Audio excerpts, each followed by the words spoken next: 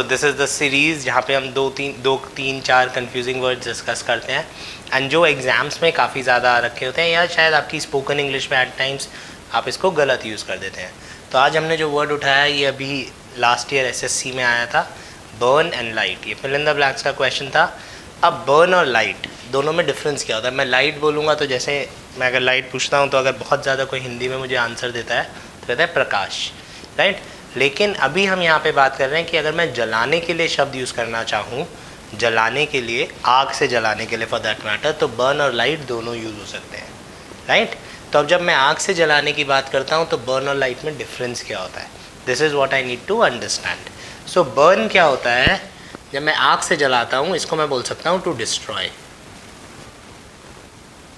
मतलब जब आपने आग में किसी चीज़ को ख़त्म कर दिया, आग से डिस्ट्रॉय कर दिया, तो दैट इज़ कॉल्ड बर्न।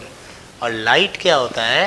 किसी चीज़ को वैसे जलाना, इग्नाइट करना। इंग्लिश में एक वर्ड होता है इग्नाइट, ठीक है। तो जैसे candle,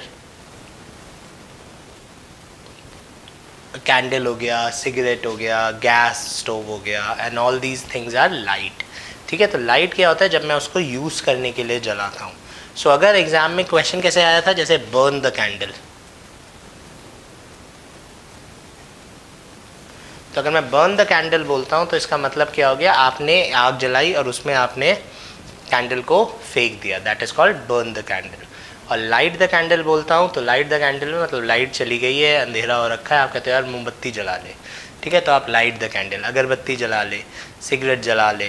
so all these things जिनको हमें जलाना पड़ता है आग से टू यूज़ देम, उनके लिए वर्ड यूज़ होता है लाइट। अगर आपने बर्न यूज़ कर दिया तो क्वेश्चन गलत हो जाएगा, स्पोकन इंग्लिश में मीनिंग गलत हो जाएगा। जैसे अगर मैं कहता हूँ प्लीज़ बर्न द स्टोव, मुझे चाय बनानी है, प्लीज़ बर्न द स्टोव, तो इसका क्या मतलब हुआ? आपने स्टोव लिया और आग में फेंक दिया और मतलब स्टोव पूरा जल गया, राइट। या प्लीज़ बर्न द गैस, आपने सिलेंडर उठाया और आग में फेंक दिया। तो बर्न का मतलब होता है कम्प्लीटली डिस्ट्रॉय करना, मुझे बहुत ज़्यादा ध्यान रखना पड़ेगा। सो बर्न मीन्स कम्प्लीटली डिस्ट्रॉय और लाइट मीन्स जलाना। अब ये दोनों वर्ब्स की तरह यूज़ होते हैं, ठीक है। तो मैं एक लाइट हो गई हमारी ट्यूबलाइट वाली लाइट, और उस लाइट की बात ही नहीं कर रहे हैं। तो जब मैं वर्ब की बात करता हूँ तो इसकी दो फॉर्म्स भी होंगी, तो आपको लाइट की फॉर्म्स याद रखनी पड़ेंगी। लाइट की फॉर्म क्या होती है? Lit. So light is first form, lit is second form and lit is third form. So lit का मतलब होता है कोई भी चीज़ मैंने मोमबत्ती जलाई थी, आई लिट द कैंडल, ठीक है। मैंने सिगरेट जलाई थी, I lit the cigarette. So lit is past tense of light when used as a verb. So light noun भी है, ट्यूबलाइट वाला नाउन। लाइट स्विच वगैरह जलाने को भी लाइट ही बोलते हैं कि लाइट द बल्ब और समथिंग, बल्ब जला दो। और लेकिन आपको ध्यान रखना है कि आग से जो चीज़ें आप जलाते हैं और उसका यूसेज होता है, that is also called light. So this is what we need to remember. So this is what we need to remember कि लाइट यूज़ होगा जब हम किसी चीज़ को यूज़ करते हैं। तो मैं वो क्वेश्चन लिख लेता हूँ। ये चार ऑप्शंस हैं।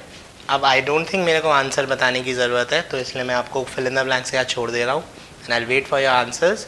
और जितने कमेंट्स आएंगे मैं कमेंट्स में आपको आंसर्स बता दूंगा। यहाँ पे मैंने 4 वर्ड्स लिखे हैं, 2 प्रेजेंट 2 पास्ट।